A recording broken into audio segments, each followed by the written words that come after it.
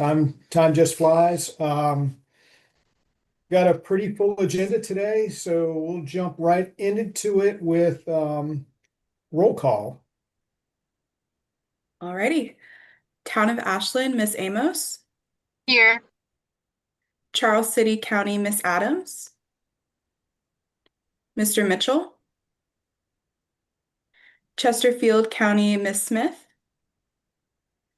Miss Walker. Here. Thank you. Goochland County, Mr. Goyne. Mr. Longerbeam. Here. Hanover County, Chair Vidunas. Here. Henrico County, Miss Smidler. Here. New Kent County, Miss Inman. Afternoon here. Powhatan County, Mr. Webb. City of Richmond, Miss Clark. Good morning. Sorry, here. Thank you. GRTC, Mr. Darkwa. Mr. Dillard. CVTA, Mr. Parsons. Here. Plan RVA, Mr. Bushing. Here. VDRPT, Ms. Dubinsky. Mr. Hudson.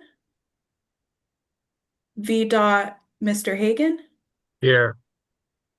RMTA, Ms. Dean. Virginia Port Authority, Ms. Nelson. Here. Thank you. And we do have a quorum. Excellent. Okay, well, that brings us to item 4 on the agenda, which would be consideration of amendments to the agenda. Mr. Chair, this is not an amendment, but I just wanted to let you know that I believe there are a handful of city staff and support folks that are in the meeting. So when we get to that agenda item, if there's a need to promote them to panelists, we can certainly do that. You just let me know. Okay. Yes. Okay. Thank you for that. Yeah, so back to the agenda. Do we have any changes to the agenda? I mean, excuse me, oh yes, I'm sorry. This is I apologize. We're talking about the agenda and seeing no changes, all in favor. Maybe we don't even need a vote. Do we need a vote if there are no changes? No, sir. Okay. All right. All right. This is the item I thought we were talking about, which is the approval of the November 10th meeting minutes. I will also ask the question, are there any changes, additions, or otherwise to the meeting minutes? Mr. Chair, I Yes. move that we approve the meeting minutes from November 10th meeting. Okay. Looking for a second? I'll second. I'm sorry, that's Larry. Okay, Dorona made the motion, Larry with the second. All in favor? Aye. Aye. Aye. Aye. Okay. The ayes have it. Motion passes. Item number 6, this is opportunity for public to address the committee. Do we have anybody standing by that wishes to address the committee? Mr. Chair, I think it's worthwhile to note if there is anyone that is in the meeting as an attendee, I believe you have the option to raise your hand. If you are here to share public comment, please do so at this point and we'll recognize you. I see. All right, I don't see anyone. Okay. Round item 7. This is a discussion concerning the round 4 project evaluations. You all received some information from staff earlier this week, even to maybe even today. I can't recall, but nevertheless, Chet, talk about round 4 scoring. Yes, sir. Thank you. I just shared my screen. This is an updated scorecard, which we did send out, but there was a discovery that I think 2 of the pages did not actually list the project names. So we adjusted that and resent the scorecards out to everyone. Didn't change any of the numbers. It just noted the projects. So just to quickly run through, hopefully everyone's had a chance to review this. This is a draft, if you want to call it that, of the scorecards that shows the benefit score as well as the cost benefit score. We had used the best available understanding of what the preferred estimate was for each locality. And I believe since then, I haven't been able to check my email this morning, but I believe since then we've gotten confirmation from everyone. So if you did resubmit or reselect a different estimate than what is in the table, please bear with us, and we're going to be making those updates, and we'll send out a revised scorecard list for everyone. But the purpose of this is we can show, well, let me just run through. We could show essentially what the initial findings are from the prioritization and ranking, and everyone is able to see what where their projects are in the rank for each of the project types. And this gives time. If you remember, for this round, we built in extra time for review, time over the next month or so to consider where your projects are. And we are, in the meantime, going to be waiting for updated revenue projections from the state. Those come in sometime towards the latter part of December, typically. And we will update our projections, which updates the available funding estimates that are used to determine the breakouts for each of these. So all that to say, this is a draft, just so you could start to see what the projects look like and where everything starts to stack up. But just to quickly go through the pages, the first page is the revenue projection, and then the splits by category. As I said, the revenue projection may change depending on the updates that we get from the state later this month. The next page is bike ped category. 2 projects were submitted here. So you could see that just like in every other round, we've done a share percentage based on the category requests versus the total number of requests, and then projected which of these projects are within the funding limit for that category. So in this case, for bike ped, the category share was just over $6 million, $6.09 million. And neither of these projects is within that category request. So that right-hand column is not going to show either project as available to be funded, at least in this early stage. Same type of thing for each of the other pages. So the next one is bridge. Category share was 8.9 million. Neither of these projects is within the funding limit. The next would be highway. So you could see this is ranked by category. So 1 to 20 ranked by category from top to bottom. And you could see that there are 7 projects that were within the funding limit, and those are just top to bottom based on the ranking starred for funding availability. Obviously, as we know, every round there's room for additional discussion and adjustment, so that this may not be the way things end up at the end of the day. You can also note for the highway projects that the bond candidates that were submitted are also scored. Those are at the bottom, but you could see that there is no category rank, and those are not considered as part of the funding limit for this project because of the nature of the bond request. But we wanted to see where each of those stacked up in terms of benefit. And yeah, and then we also have the item that's up for discussion next, which is the Diamond District Development off-cycle, which you can see in terms of the benefit rank, and the without the bond comes in kind of mid-range in the highway projects. Next is the multimodal category. There were 2 projects that were submitted in this area. One was rail focused and one was airport focused. Category share was 5.6 million, and both of these projects were above that category share. The next would be transit. This includes one bond candidate, but we had Pulse BRT, Belt Boulevard Transit Streetscape, and Downtown Transit Hub. The category share was 29 million, and based on the ranking, there were two projects that made the cut in this initial round. I believe this is the final. This is PE only. There was one candidate which was not within the funding limit. So that's the breakdown. Mr. Chair, I'd be happy to take any questions. I think at this point, this was just an information item. So I just wanted to put it in front of everyone and start I think the window for review and question. Yeah, I appreciate the recap, Chet. I guess I would just say, does anybody have any questions or comments about what has just been presented?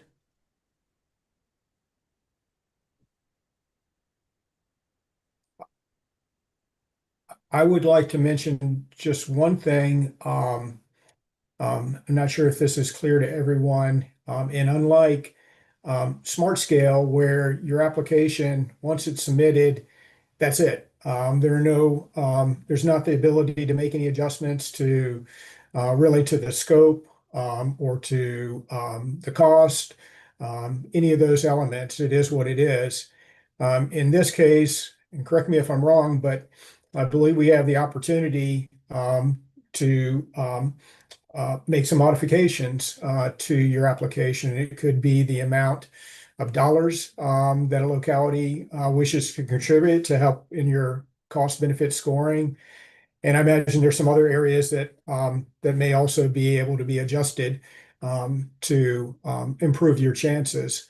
So, but keeping that in mind, everybody is going to have that opportunity. So this is not a static exercise. I mean, I know we're all friends and collegial here, but it is competitive.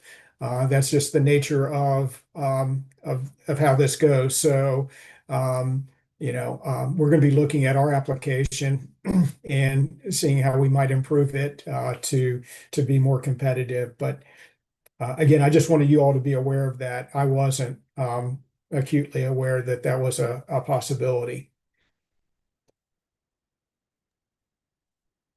Mr. Chair, it looks like Sharon is raising her hand. Hi, Sharon. Joe, thank you for clarifying that, because that was one of the questions I had was, like if we, for some of the ones, for example, that were over the limit, could we, or from another source, bring funding to try to be it with below the limit or help with the scoring? So I don't hear Chet saying otherwise to what you were saying, so I assume that's still an option. So thank you for that, Joe. And the second thing is kind of maybe a question from me, but Chet, maybe you could answer it. But how did we get the percent by category breakdown? Was that in the framework document? I couldn't remember. I see Chessa nodding. Okay, I couldn't remember and I didn't get a chance to look it up, but okay. That's correct. Thank you. As I recall, it's proportional to the dollars that have been requested. Okay. Thank you. Okay, Amy has her hand up. Hi, Amy. Hi. Good afternoon, everybody. I apologize for my voice. I'm still getting over having flu and different things. So I guess what is the cutoff, right? So I understand everybody's going to go back and try to best position, your project score for funding, but, at some point we have to say, this is kind of it, right? We can't just keep making edits to get the results that we want. So if this original scoring was what people wanted, then what's going to change about your project? Are you just going to make your best effort to try to get more money? And so you're going to kind of manipulate the project and the numbers. And, and again, I think we also need to look at project readiness. That needs to be a really big factor. in terms of what projects are going to move forward, that we're not just tagging money to go on a project, that may or may not be really fully funded. And then that really prevents other projects that are ready to go forward from moving forward, right? Because they're not getting the full funding, because we're taking this everybody gets a chicken in the pot approach and not funding the projects of need that are ready to move forward. So that's the question I have. Thank I you. think I can address part of that. Part of that in terms of how many times are we going to be able to. This is the first that we have seen the entire benefit cost score. So to this point, there hasn't been an opportunity to make changes. I believe it's going to be a one-time deal. So if you are happy with your application, then you don't have to do anything. But if you want to make adjustments, as we just discussed, that opportunity is available. And after you make those adjustments, that's it. There's no other adjustments. What you may be thinking about is you may have gotten some feedback on some aspect of your application during the application process, such as a cost estimate refinement or something along those natures. But what we're talking about here is the application window is closed. They've now been scored, cost and benefit. This is the first time we've seen those scores, and again, the opportunity to respond to that. Before I finish, can staff address the readiness question in terms of Amy's comment about funding projects that may not be fully funded and ready to advance? Yes, sir. I think so. I mean, the framework outlines how we assess each project, and that's what we've stuck to. The adjustments that are available now is basically for the cost. The benefit scores are in stone. I mean, the project, we're not talking about adjusting the project details or components. It's really about what the dollar amount ask is. And I think maybe this will help in terms of the schedule. I mean, there's an adopted schedule that the authority took for round 4, and we're in a window now where we can revise the allocation plans through the end of December. And then that will include the updates for the revenue projections from the state. So all of any feedback from committee members, as well as new revenue projections from the state, will all be folded in between now and the end of this month. And then we will come back for TAC and, more importantly, Finance Committee in January to take a look at any updated allocation plan and start to get Finance Committee ready for the public engagement process and moving it through the next steps so that we can announce projects in the end of February, early March. So that's kind of the timeline. So it's really, everyone here has a couple of weeks between now and the end of the month to share with staff any adjustments that they would like to make for their ask amount.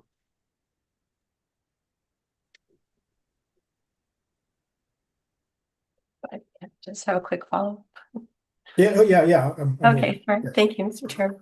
So, Chet, I guess if the benefit score is staying the same based on the cost, right? So there is a cost benefit component to our spreadsheet, right? So then fundamentally, how is that going to change the scoring then if the benefit score isn't changing based on the cost? So I guess. Sure. Yeah, that's a great question, Amy. And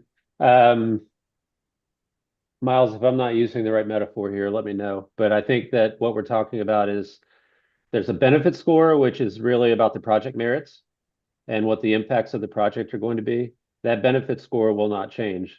The category score, which is the cost over the benefit, can decrease, or the metrics can decrease, because if your cost amount changes, your cost benefit is going to move your project up or down potentially.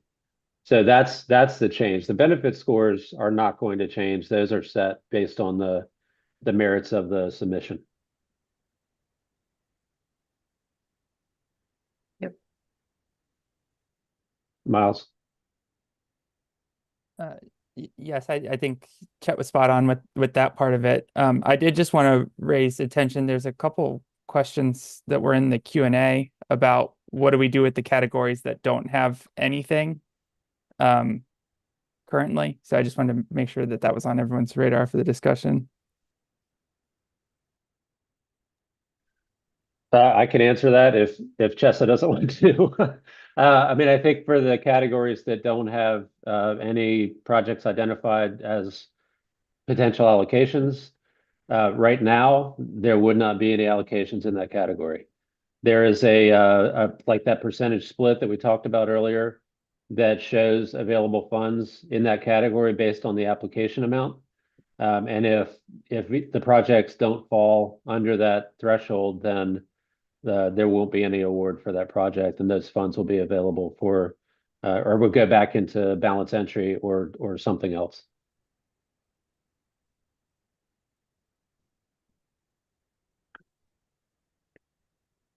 Okay, there was a second question, is there no project?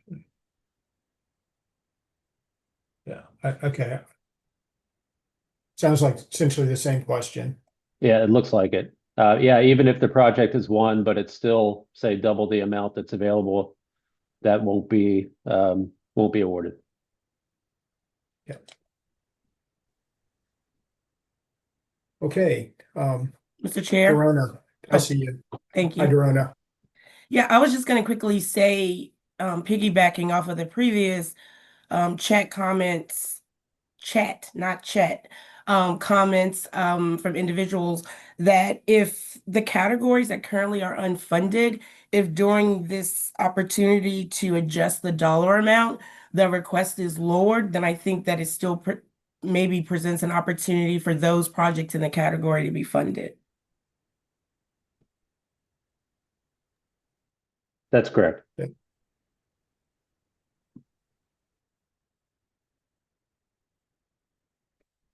Okay. Anything else before we move on to the next item? Mr. Chair, I guess it's worth noting, as we do every year, every round of funding, TAC does its best to fine tune based on the data, and once it leaves TAC's hands, it goes to Finance Committee and the authority, and they have the ability to adjust the allocations, and there's no reason not to expect that to happen this time around as well. So the work that TAC does is greatly appreciated by the elected officials, but it doesn't mean that what leaves this body is set in stone. Yes, great point. Hi, Tiffany. Hey Joe. So I was going to ask really quick about for the scoring of the downtown transit hub. I noticed that the mobility and accessibility scores were 0, and I apologize if this is already addressed in this kind of scoring framework, but is there any explanation as to why that got such a low score on those projects? Miles, Mr. do you have Chair, that handy? yeah, I think before I was told is because an existing transit is right beside it. But Tiffany, they can answer. Okay. Yes, I think Dorona's spot on. Basically, because we're only looking at the change in mobility. So if we're replacing one for one, essentially, I mean, even though structurally it's different, it winds up being equivalent in the way the scoring is structured right now. Okay. I just kind of have a little bit of a hesitation about that being so low of a score. So maybe I'll provide some additional thoughts on it, but thank you. Yeah, thanks for raising that. I mean, logically, I think the explanation makes sense, but there's an argument that a newer enhanced facility is more attractive, and it does generate a little bit more than a one for one. But anyway, I think that that wraps up this item. So time to move to item 8. This is consideration of the city's Diamond District funding request. Before we get started with the discussion, I'm just going to say a few things. I just want to remind everybody what our role is as TAC. Our role is to consider the technical merits with respect to the framework criteria, and then make a recommendation either for or against on that basis only. It's not our role really to judge, to criticize, to question, why the city may have done one thing versus another. That's really not a factor in my opinion. So, from where I sit, I would love to see us find a way to recommend in favor of the request.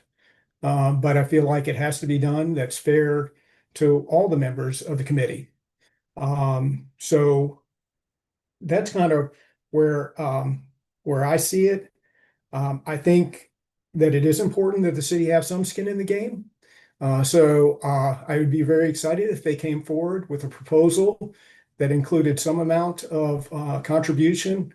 But that aside, I'm really want to open it up, and I would like to give Dorona and the city the first opportunity to make some comments, and then we can take some questions after that. Mr. Chair, would you like me to go through the staff report first, or you want to just turn it over to the city? Yeah, maybe it would be helpful, Chet, if you would do that. Thanks. Sure. Just to recap quickly, I'm not going to read through it all, but at the October authority meeting, the authority asked for TAC to dive in deeper and work with the city to understand more of the details around the project and what the request was and where it might fit in. So there were 4 things that TAC did, and this is all in the staff report. First, validate the need for an off-cycle request that was validated because of the timeline for this project in FY 26 and 27. It would not fit in with the regular regional round, which is out it will be towards the end of our allocation window. The next was confirmation of the eligibility type. And this was just looking back at the framework. I think you all did a great job with the framework. It was fairly straightforward. The project would not be regionally significant, but it could qualify as a wildcard project based on the criteria set forth in the framework. The project scoring and ranking, we just went over that in the previous agenda item on how the project would score and rank versus other projects that are similar in nature. And then finally, TAC members were able to submit questions, which is item 4 in the staff report on page 11 in your packet.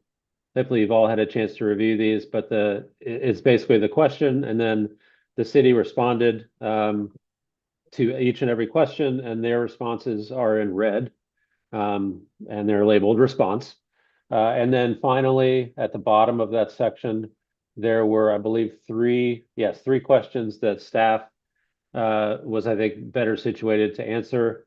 Those responses from staff are in green.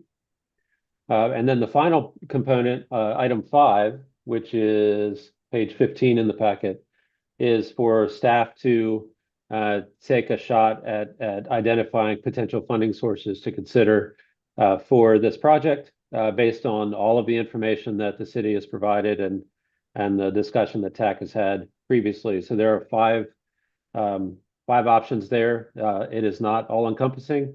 There may be other options as well, but this was something that we put into the staff report as a something to charge the discussion. So with that, I think that's a quick summary, Mr. Chair. If you want to turn it over to Ms. Clark, that would be appropriate. Yes. Okay. Well, I appreciate you recapping that, Chet.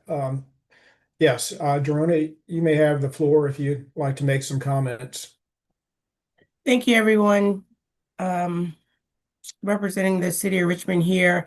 If I could really focus on the number 5, and thank you, Chet and Mr. Chair, for getting us to item 5. And looking at, I mean, if I look at these, I think that A and B, this is from my administration. I think A and B are off of the table. Um, and only because we're programmed out operationally with the CVTA local. And so both the administration backed the mayor and provided information, and I'm just reporting for those items.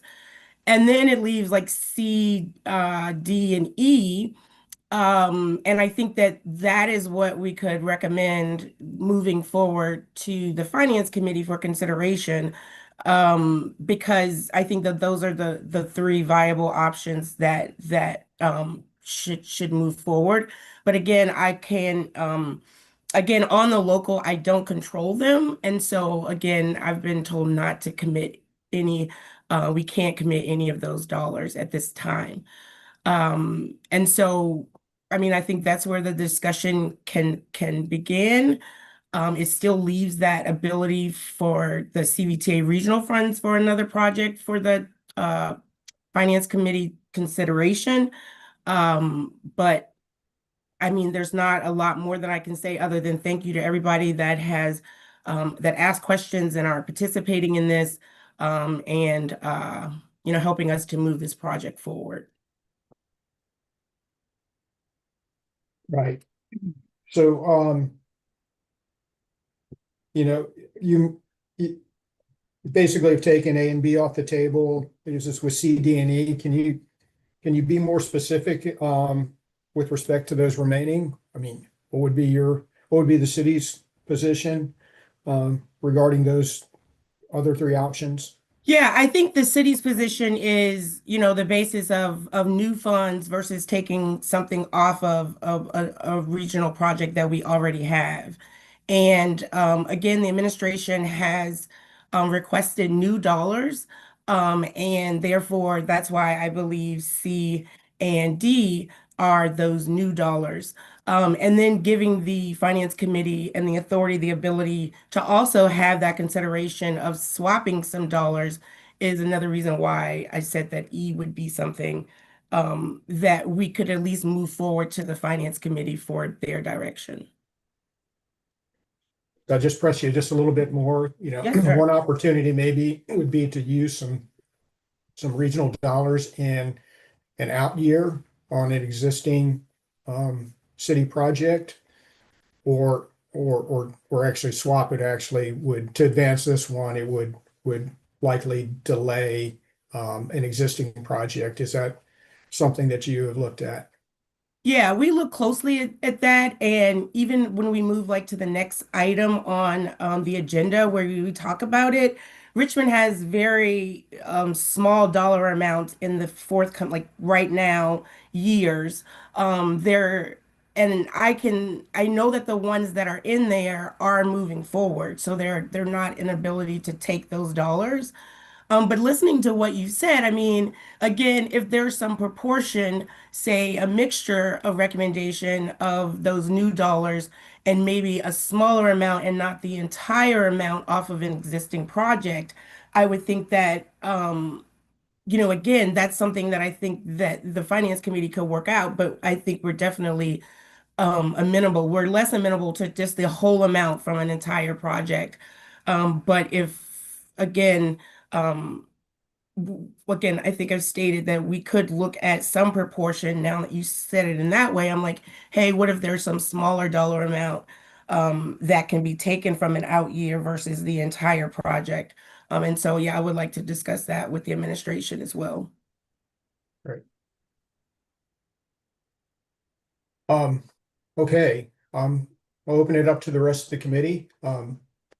Have questions for the city or comments or?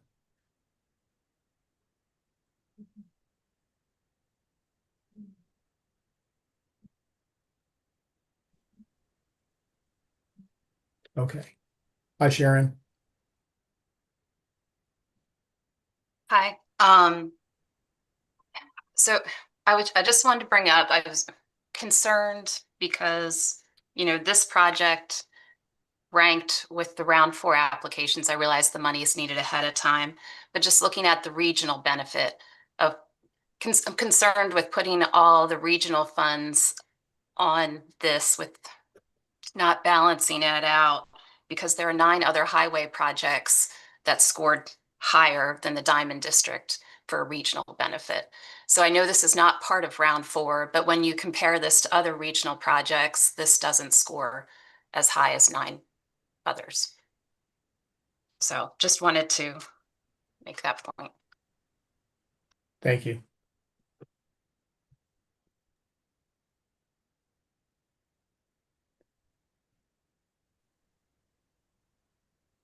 Let's go with Chessa and then Amy, please.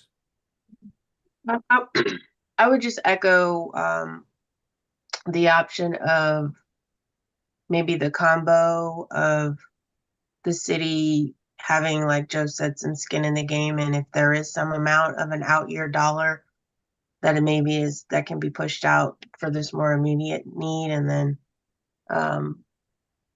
investigating one of the other options to get the balance. I think that would be something that we could be in favor of. Okay, thank you. Amy? Oh, thank you, Mr. Chairman. Yeah, I think I want to echo sort of the concern about the regional aspect of the project.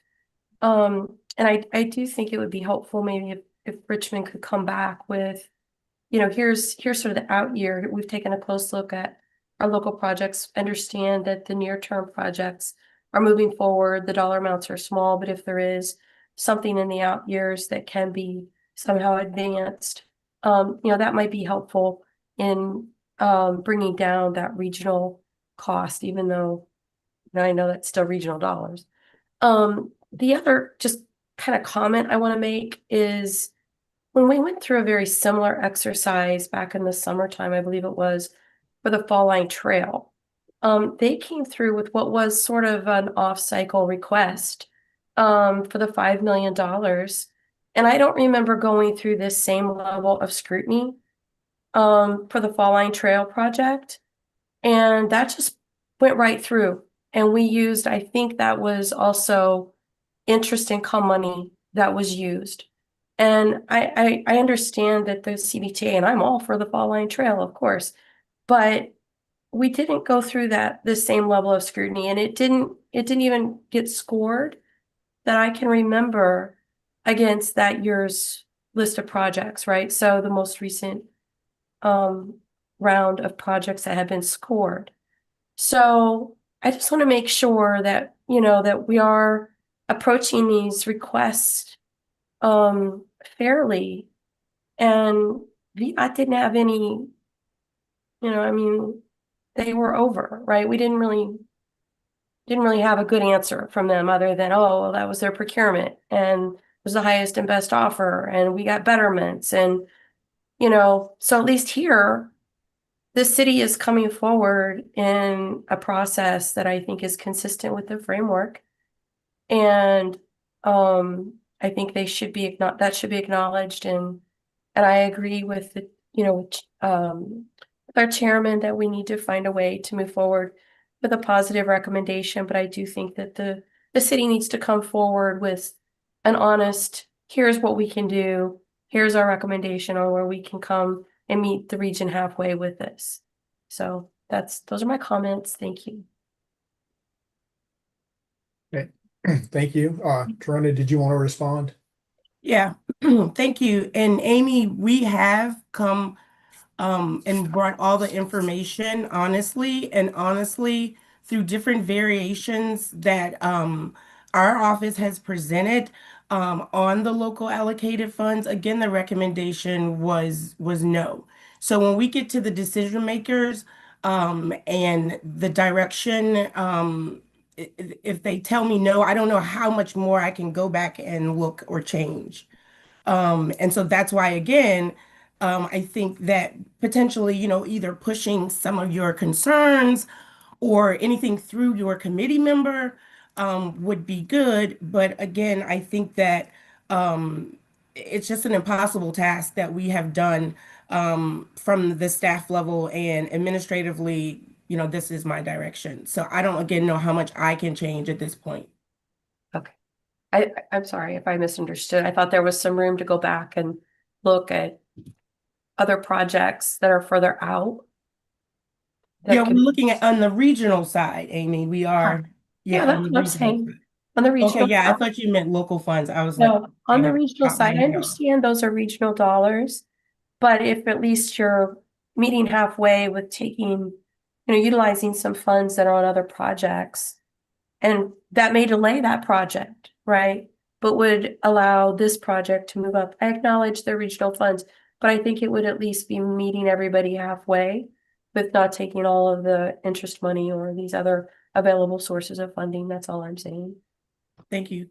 Mhm. And Mr. Chair, could I ask Chet one question on item C, when he talks about adhering to the balance target of the 1.7? So is it that only 1.7 to meet that target is left of the 9.4, or is 1.7 of the 9.4 meets that balance target? I was unclear on that. Okay, I'll try to answer that if I understand the question correctly. The 1.7 is available. So the balance targets, which are noted in the framework for the current year through year 6, we'll say increase in percentage points as you go farther out, so that there is a reserve balance entry amount for the needs that might arise. So looking at 26 and 27. If you maintain the balance entry percentages, there is 1.7 additional that could be committed to this project. If the CVTA decides they don't want to adhere to those balance entry percentage points, there would be 9.4 million available in 26 and 27. The focus there was on the years that the city needs the funds. And again, the balance entry is managed administratively and not through the financial policies and procedures. Because I'm just figuring how they can just decide not to respect that. It hasn't been done. So yes, that's something that we would have to consider. I think probably through legal counsel, giving an opinion to the finance committee, most likely on if they wanted to access those balance entry funds, is there any restriction? Is it a policy decision? Is there something that has to be in the bylaws? What would that look like? So I think we could, if that was something that finance committee wanted to consider, we could be working on that over the next few weeks and be able to have that ready for the decision point at the end of January. Thank you. Does anybody else have anything they want to add? If not, I'm prepared to suggest a motion. Okay, so what I suggest to move this forward is that we recommend, and check, please clarify, is our recommendation going to the finance committee, the authority, or both? Your recommendation will go to the authority. You're advising the authority, but the midway point is finance committee meets on Wednesdays, so we would certainly want to make them aware of the recommendation that TAC makes. So, so again, back to, I don't know that it's a point, but my philosophical standpoint is that that this city does contribute. Always liked 80-20, just seemed like a fair balance. 80% of regional funds, 20% of local funds. We wouldn't stipulate where those local dollars are to come from. That would be for the city to determine, but I would suggest the 80% be drawn out of the interest income of the 13 million. And then the other part of our recommendation would be that the city forgoes being able to use a wild card in round 5. So in summary, forfeiture of a wild card in round 5, 80% of the funds coming from CVTA regional interest income, and the other 20% to be contributed by the city. I'm open to a friendly amendment to that motion. If anybody would like to suggest one. Dorona, Can I have clarification on the motion? The 20% in miles, or somebody, can you get us those numbers really quickly? But the 20% being local, meaning local local regional project, not local dollars? could be non-CVTA regional funding. However, it could city general funds. Oh, yeah, then I can't, yeah. CIP. Well, I just, Dorona, let me just clarify. I'm not suggesting where those dollars come from. What I'm saying is that 80% would come from CVTA regional. The city would be responsible for making up the balance 20% from whatever sources they care to draw from. The in the responses that were provided in the agenda package, I think the very last question poses the question, how would the city proceed if regional funds weren't available? And the response was they would come from CIP. So there are some, I mean, that, again, I'm not suggesting where those dollars come from, but there's one option. It may not be, you may not be that excited about that option, but an option exists. But I'm keeping it wide open. The 20%, find it wherever you find it, but the 80% would be the limit of CVTA regional funds. Yeah, and Joe, I know you made a motion, and I'm not sure if we're ready for discussion, but I'd like to second your motion, which was mentioning the 20% local funds and foregoing a wild card in round 5. Okay. So we do have a motion and we do have a second on that. Now, do we have any further discussion? Dorona, you still have your hand up. 20% number. I think that was. Excuse me? I'm sorry. Dorona had asked, what was the 20? I was looking for their total amount. The It's like 13 Oh, okay. 2.6, almost $2.6 million, maybe. million, so that's not too much. Chessa, Sorry, I've got the number, Mr. Chair, if you want those. Go ahead, Jeff. yes, give people the number. Okay, it would be $2,592,377 from a city source. I think that was the point you were trying to make. And then Correct. $10,369,508 from CVTA regional, or from interest income specifically. Correct. I'll take it. Okay, Chessa? I'm good. The interest Okay. income counts towards the regional part Correct. portion. Got it.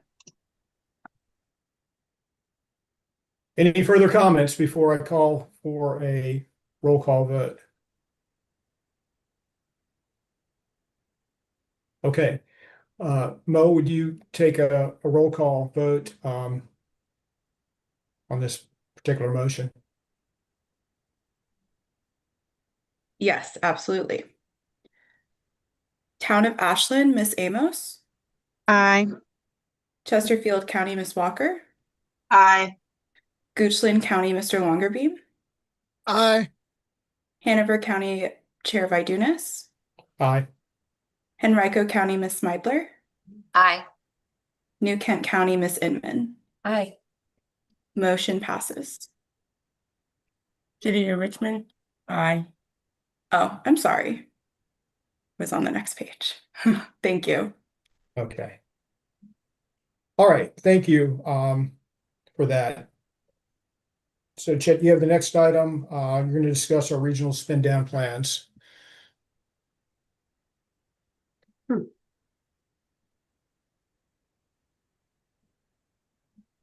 On mute, Chet. Of course I am. Thank you. Uh-huh. I sent out an update. I don't know when it was. Recently, this morning, last night, we received one update from a locality with their spend down plan numbers, and what we sent out an email with the revised and updated spend down plan. I think we have all but one locality reporting. So this was sent out to everyone, which I think is helpful. I've heard a number of you mention it even this morning or this afternoon on the call, being able to look ahead and see where all of the regional funds are committed by quarter for each locality, as well as the region-wide projects and the ones that do cross jurisdictional boundaries. So that's sent out for you for your information. We'll also be sharing this with the Finance Committee on Wednesday, as well as the authority in January. But just to recap, this is an information item, but the recap is we're going to do this twice a year. So the next spend down plan update will be August timeframe, July, August, and we'll do a similar thing where hopefully we're going to see some of these projects start coming off the board before too long as the progress is advanced. It's really an information point for everyone, just so you could see how everything is performing across the region in terms of those allocations. And honestly, with the way that Smart Scale went over the summer, we're going to have a lot more projects that are moving forward now because they are fully funded based on the leveraging and the partnership that everyone has displayed to get these moving. So I think this is a good foundation, and I think it's something that we can certainly put as a parking lot item. If anyone has any suggestions or ways to improve this database over time, we could certainly, staff can work with everyone to make adjustments as needed. But it conveys a lot of information, and I think thank you to everyone for submitting everything and keeping us up to date on project progress and local planning. So that's really all I have, Mr. Chair. If there's any other questions, I'm happy to answer them.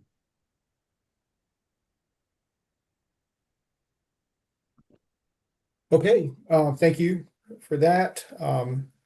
Item 10 is an opportunity Chairman. for, Sorry. okay, I see too questions. quick. Amy, Sorry, I just had a quick question. Chet, has VDOT weighed in on this, on the allocation because the spin down? Because Yes, Larry was the first one to submit. okay, so does that reflect, Larry, then the discussions that we've had with the GDI needing to move those out years up? So you're comfortable with that? Yeah. I mean, I try to reflect in that the latest thinking on all of what we know for any of the projects. Okay. So all that right. should be reflected in there. Yep. Okay. Super. Just wanted to double check. Thank you. Yep. Mm-hmm. Okay. thank you.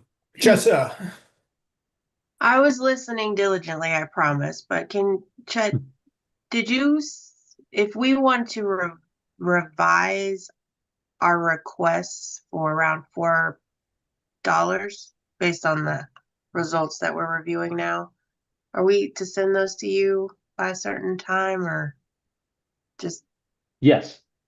okay? So yeah. We're going to be working through the end of this month. Okay. So as soon as you can. as soon as you can, no So we'll later try than to turn December it, if we have any 31st, edits, turn them around. Okay, thanks. midnight. Sharon, you're next. Okay, just to follow up on Chessa, by the end of the year, earlier if possible. And Chet, can you send out like an Excel spreadsheet or the most recent PDF version so we can see them ranked, like one, or just sort them accordingly? Or if I missed that, I know there's been a few versions. The last one that was sent, and Joe had asked for this, was ranked by category. Oh, So okay. what starting with number one at the top. But if you want we could also send one out that's just benefit scores. I don't know if that will be helpful or not, but the one that you have is cost benefit ranked. Okay, and that was, I had the one of sent by you, or Cvta, and it wasn't sent out Wednesday. It was sent out later than that. Okay, I'll look Correct. through the email and reach out separately if I can't find it. Thank you. Okay. Okay, all right.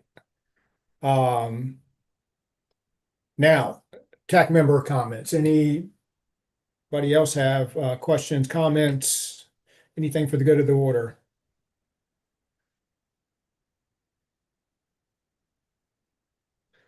Okay. Next meeting is January. Oh, Amy. I'm sorry. I just have No, one that's quick all right. question that just occurred to me. Chet, I know you talked about this at the last board meeting on the bonding, but are we through the bond validation process yet? And because I think that might have some bearing on our discussion as it relates to the round four. So That's a great question, Amy. There has been a lot of work done on the documentation side, getting all of the, I don't know what the term, the indentures and everything ready for court.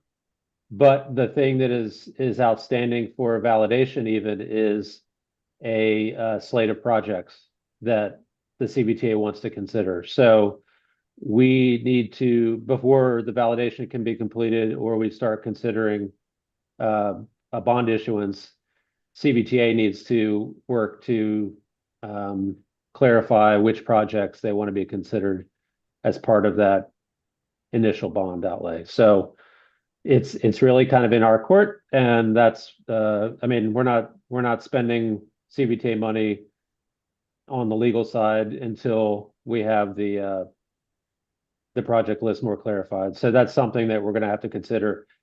Probably the discussion has been after the allocation plan is taking place for round four, or coincidentally, in parallel would be the right term.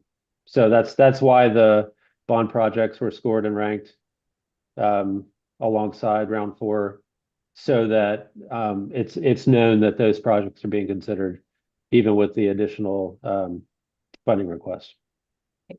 okay.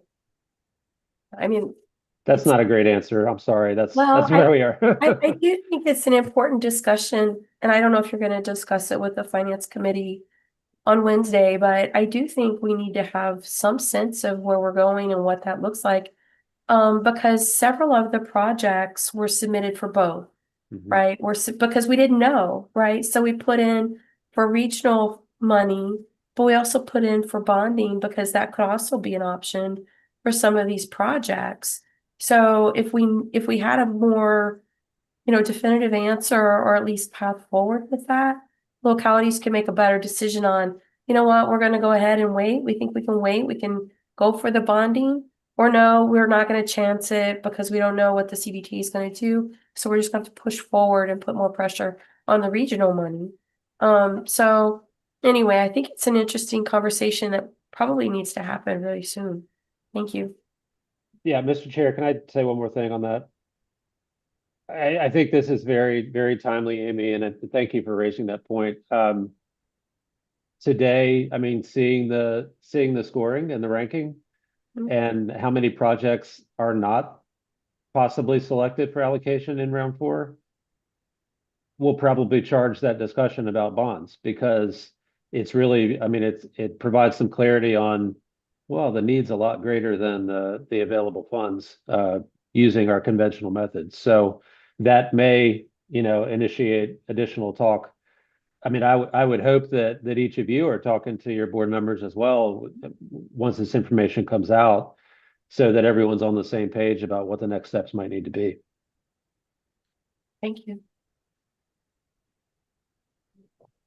Yeah, along those lines, one of the things that I don't understand, and there may be, and I'm sure there is a legitimate, valid reason that these projects be quote unquote shovel ready or be able to be turned around in 2 to 3 years, is a very constraining criteria that I think very, very few projects would qualify for. So just understanding that aspect and that would be very helpful. Jessa. Yeah, I'm just mansplaining you, Joe. But that's exactly where I think we are next. So I'm just going to restate what Joe just said, is the next step is, if these are the outlay of potential bond projects, then we have to start laying out the timeline. If money was to come out of the sky tomorrow, you know, how long would it take to get them ready to spend that money, which would be required to, you know, there's no point in pulling the trigger too early if it's just going to tie up money. You could do a couple more rounds of pay-go, or you may have some people on the call who have projects that are ready. And so we can definitely take that next step now that we have the list of projects. We could start laying out schedules and see how that would line up or not line up with bonding. So that could be the next action we take. The only way that, well, not the only way, but one of the ways that has been discussed is actually swapping, you know, looking at some existing projects that are under development and then swap out bond money on those. But, you know, the average time frame to develop a project is 4 to 6 years. I mean, there's just no way to really cut it any tighter, particularly projects on the scale of what you would think are going to be bonding, big regional bonding type projects.